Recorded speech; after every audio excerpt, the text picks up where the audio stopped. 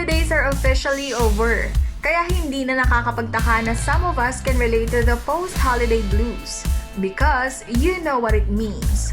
So, instead of happily resettling into our normal life, it seems as if we're no longer happy and excited because we'd rather be on a vacation kaysa bumalik sa trabaho. Kaya naman we'll show you some tips on how to manage the post-holiday blues.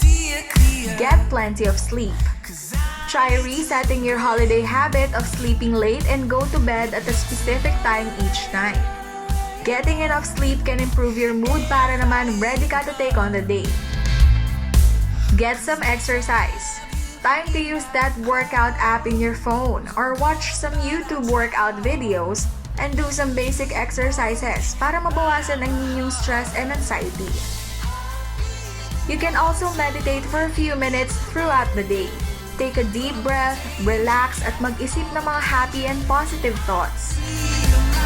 Call a friend or someone you really enjoy talking to and ask them the best part about their holiday or what they've been up to, rather than complaining para mabago din yung mood mo at ma-relax ka. Make a list or schedule. Time to shift your focus and mark that calendar. Plan a schedule with your family and friends. O gumawa ka ng to-do list. Household chores, room makeover, anything you can think of. That way, meron kang something to look forward to. And finally, go out of the house and just, get some fresh air. Take a walk in the park or even around your block. Trust me, giginhawa ng husto ang pakiramdam mo. Join us daily here and on our official social media accounts as we give you tips to live every day beyond style.